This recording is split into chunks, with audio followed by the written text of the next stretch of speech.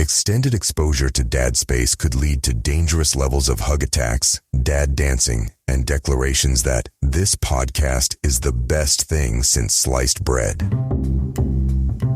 Hey, welcome back to Dad Space, the podcast for dads by dads. My name is Dave. Glad to be with you. It's 2026. Right? Yeah, it's the new year. New you. Are you getting a makeover? Maybe we need a dad makeover. I don't know. Is that a thing?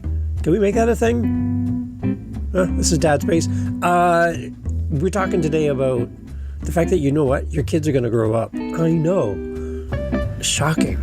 But it's true, and it's going to happen faster than you think, and you're not going to be happy when it really sinks in that, hang on, my kids are getting bigger, I'm getting older, and you're like, oh boy, I need some dad space to help pick me up here today. We're going to talk about thoughts on your kid turning 18 and how time changes and how to cope with this as a dad here on Dad Space. I'm glad you're here.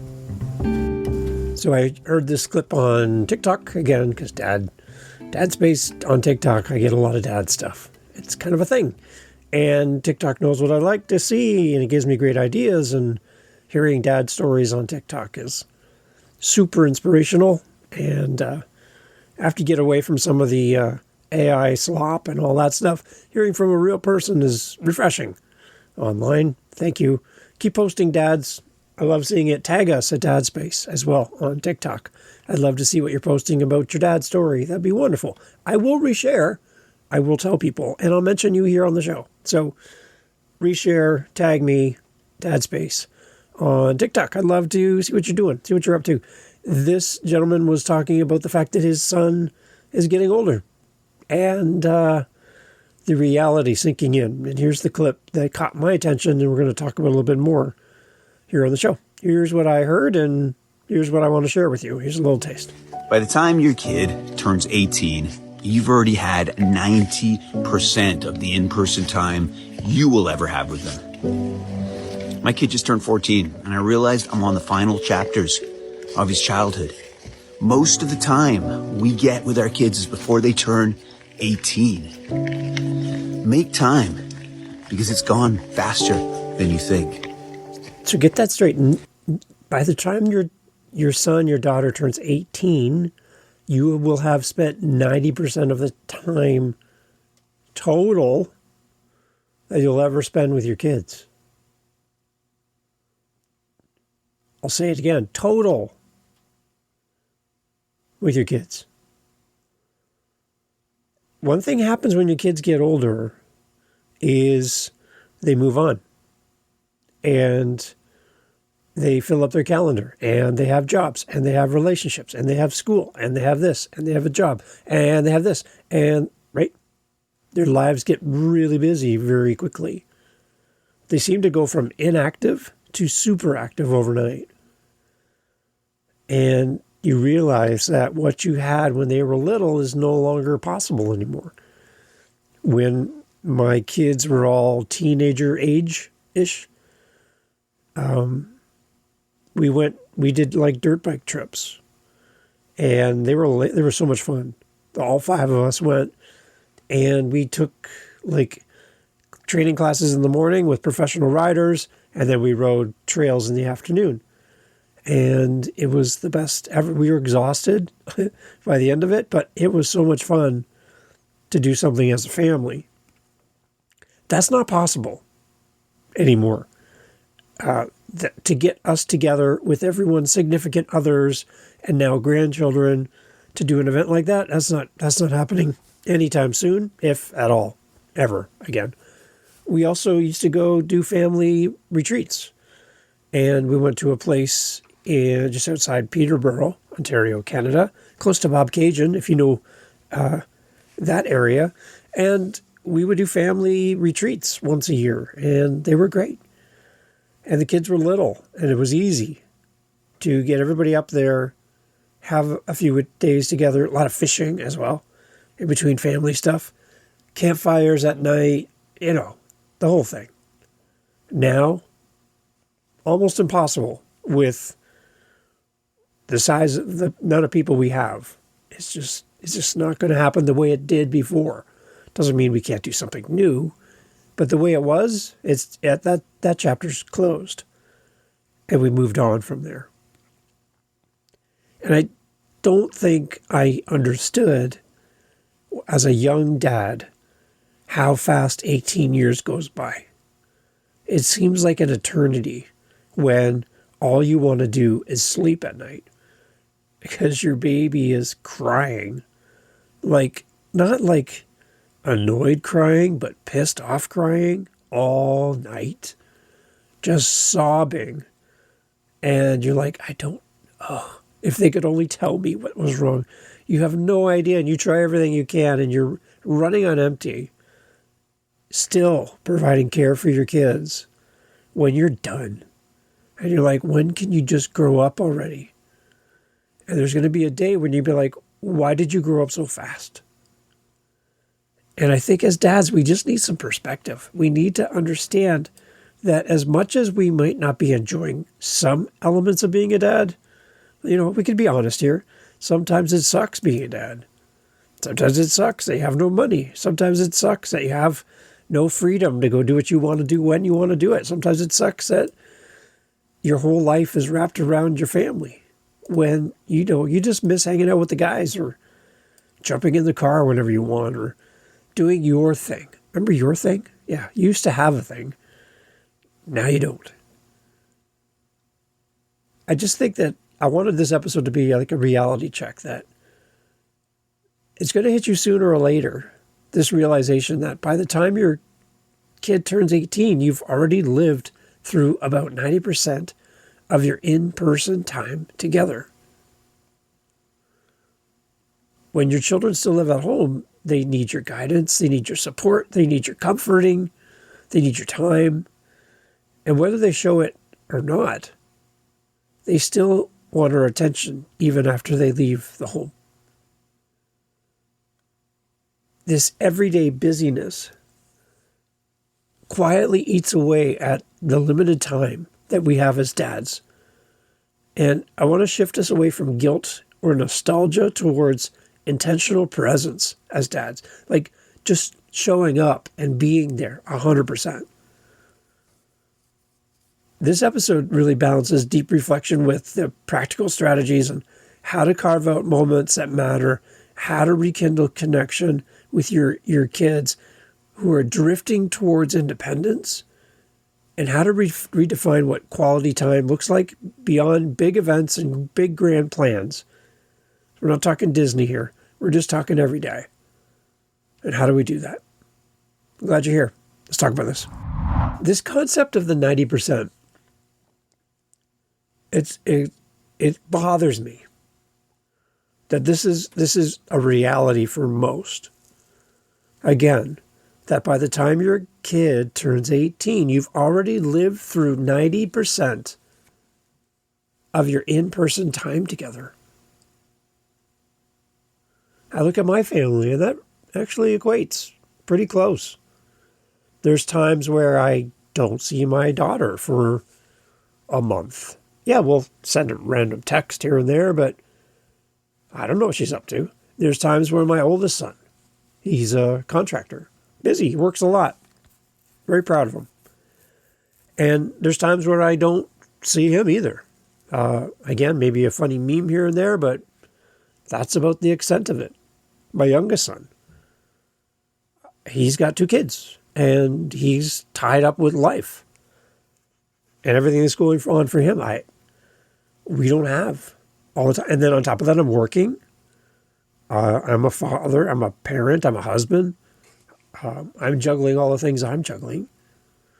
I'm also adding on top of that, layering on multiple podcasts and talking to you and building community. There's all that as well that keeps me occupied. And you just begin to realize that what you had and what was so easy when your kids were young now seems to be extremely, you have to be extremely conscious of making the attempt where when the kids were all here under the same house, under the same roof, You bump into each other all the time in the hallway, sitting on the couch. They're like under your foot, under you all the time. You're always in front of each other. Those days are going to end.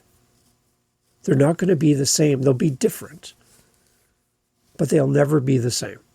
So we really need to understand this concept that you need to invest in those first 18 years with your whole heart.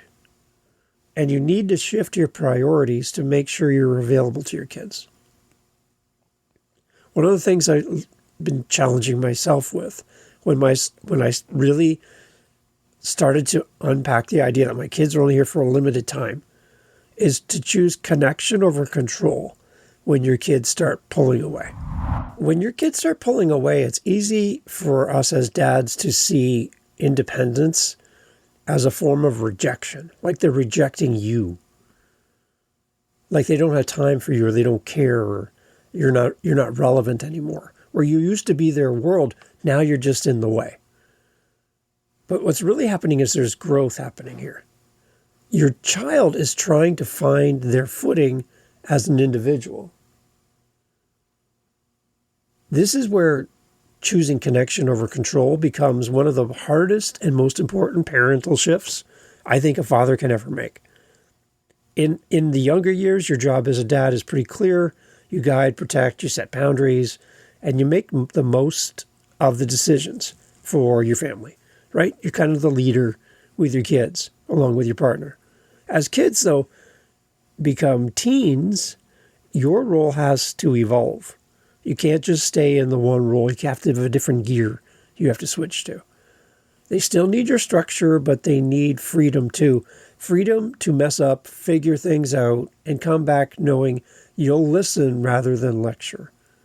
The instinct to tighten control often comes from a place of fear. Fear that they could probably hurt themselves, that they might make bad choices, or they'll make a mistake that's going to change the direction of their life, or they might drift out of reach completely.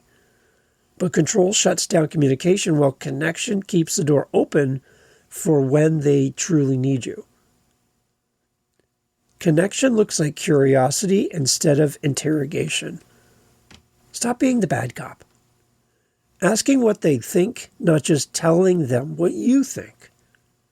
Listening without jumping straight to advice or correction.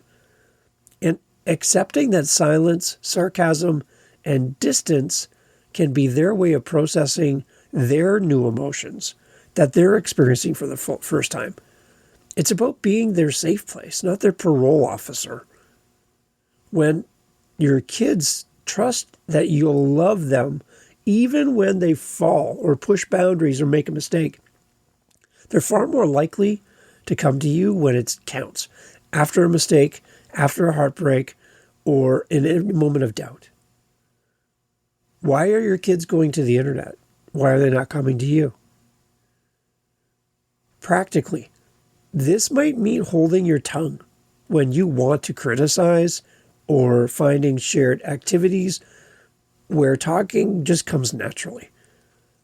Shooting hoops out in the driveway with your kid, driving together, late night kitchen snacking. You're communicating through consistency. I'm still here. I care about you and who you're becoming as an adult, not just what you're doing in the moment. So instead of trying to control outcomes, focus on keeping the connection alive. The paradox is that when you let go a little, your relationship often grows stronger. It doesn't get worse. Your kids don't need a warden, a parole officer, right? They don't need that. They need a dad who knows when to guide, when to listen, and when to simply just be there. And that's a big part of this. We need to understand how to choose connection over control with our kids. And we also need to understand how small, consistent rituals, like meals together, car rides, late night talks, build lasting memories. When's the last time you intentionally chose something inconvenient so that you had time with your kids? Like you were planning on doing A, B, and C today, but there's an opportunity to do D, E, and F. It's not on your list. It's not what you wanted to get done on the weekend. You only have so much time on the weekend. But your kids, they wanted to do something different than your plans. When did you intentionally just scrap your plans and follow what your kids wanted? When's the last time you did that? These small rituals sometimes can feel very inconvenient in the moment, but can lead to some of the best memories because they were spontaneous, they were light, they were initiated by your kids, not by you. And when your kids come to you and ask you for something, which demands your time, it might throw you off of your schedule, but I think you're going to get a better result by surrendering your time than just throwing cash at them. Be open to the inconvenient times when your kids ask for your attention. We also need to manage career and technology distractions to reclaim the real time with our kids. When we talk about investments, we usually think about money. We think about real estate. We think about savings bonds and all this other stuff. We think about putting money away for retirement. But managing career and technology distractions starts with recognizing your presence is actually the real investment. Your kids don't need endless hours. They need undivided minutes. Moments when they feel fully seen, heard, and valued. The problem isn't just how much time we spend on work or devices, but how often these interruptions fracture connection. Have you been having a conversation with your partner or your kids, and right in the middle of it, your phone does a little update or a little bleep or a text comes through, and immediately your eyes and attention turns to your phone? If you could just look at the body language of the people in the room who are mid-sentence with you, and they see you pull your attention away from them towards what's caught your attention on your phone in that moment, and see the dejection on their face, just like, ugh, there he goes with his phone again. Somebody else has your direct line, and you put your family on hold every time your phone gives you a notification. It's the fact that you have an outside world pulling at you away from your kids, trying to get you away. So one of the simplest ways to reclaim time is setting some intentional boundaries for yourself.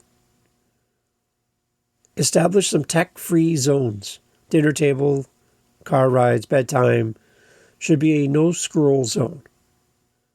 When your phone is out of sight, your attention naturally refocuses on your family. And schedule work stops and protect them. Treat your end of work like an appointment with your kids. Just like you'd block off time for a client or your dentist appointment, block off time for family without compromise. And shift your language from "I'm too busy" to "you're my priority right now." The words you use signal to your kids where they fit into your world and into your schedule. What many dads discover is that when pressure stays connected to work, it often comes from habit, not necessity. When you allow yourself to disconnect, to silence those notifications, to silence the distractions, to leave that email for tomorrow, you model self-control and intentional living for your kids. Your kids aren't going to see that at school with their friends. They're not going to see it on TV and movies. You're going to be different. And that difference matters. That difference becomes a learning opportunity for your kids and something that you can really lean into. I think the last part here is we need to prepare ourselves emotionally for the transitions ahead while still celebrating every new phase. Every stage of raising kids comes with a quiet kind of grief. That's one of the things I've learned over the years. As my kids get older and they need me less. The first time that your kids don't need your help with tying their shoes. The first time that they drive themselves somewhere and you stay home. The day that they leave for college. The day they find a relationship with someone that's not you. Each moment is a small goodbye It's a small goodbye to a version of them that you once knew and that they may never return to in the same way. It's natural to feel pride and loss woven together at the same time. Emotional preparation means acknowledging that those feelings, instead of ignoring them, are super important. The one key here is acceptance. Realizing that fatherhood isn't a single identity, but a lifelong evolution for you as a dad. You can go from caretaker to coach, from coach to counselor, and eventually from counselor to companion. That's a path that many dads take and end up finding themselves in. And during each transition, it requires you to shift your expectations and redefine what being a dad really looks like. And that's why Dad Space exists. You may no longer be the center of their world, but you can still be a trusted anchor as a dad. So lean into acceptance. Also lean into gratitude. Instead of mourning what's ending, try soaking in the new. Celebrate your kid who surprises you with their ideas, your kid who calls for advice, your adult child who becomes your friend. Each phase has wonder built into it. Each phase helps you to stay curious. Each phase helps you to realize that you need to be present enough to notice it. We need to prepare ourselves for what's ahead as dads. We need to be aware of who we are and what we need in this world and how we can show up for our kids. And we need to stop living blindly through those first 18 years where we get 90% of our in-person connection points with our kids. It's time to be intentional. And don't wait. Don't wait till they're 17 to start doing this. Start now. Your kid is one. Perfect. You've got 17 more years left. 17 more summers. 17 more holidays. 17 more birthdays. Focus on that. We can't slow down time, but we can fill it with meaning. Every moment with your kids, especially in these older years when your kids are getting older, is a chance to make your legacy a living one, built on connection, laughter, and the love that lasts long after they've left home. Your kids are graduating from your home into adult life. And yeah, you'll never be able to go back and recreate what you used to do when they were little. But in that, you get the chance to see your kids grow into being adults, making adult decisions, realizing how tough it is to be an adult, and maybe recognizing how much they appreciated you when they should have when they were little. They didn't understand. But now they're like, oh, life is tough. Mom and Dad were awesome. And they begin to realize a little bit more how much you love them. So lean into that. And make the most of those 18 years. Because you're not getting them back. And you can't recreate them. So just keep that in mind. Thanks for listening to Dad Space. Happy 2026. We're here for you. Love to hear from you as well on dadspace.ca. Take care. By the time your kid turns 18, you've already had 90% of the in-person time you will ever have with them. My kid just turned 14, and I realized I'm on the final chapters of his childhood. Most of the time we get with our kids is before they turn 18. Make time, because it's gone faster than you think. Hey, thanks for sticking around here to the end of Dad Space. I appreciate you for pressing play and being a part of our community at dadspace.ca is the website, as always. And if you are interested and you'd like to fill up our cup, because dads, we drink coffee. So, hey, anytime you feel the need to say, I want to give David coffee, I would love it. I would appreciate it. I take 2 cream in my coffee, no sugar, because it's not a soda for our American friends. It's a coffee. Just cream. What do you take in your coffee? Let me know. Dadspace.ca. If you want to support the show, there's a buy me a coffee right there. Love to fill up my cup, and I thank you in advance. And thank you for being part of Dadspace. We'll talk soon.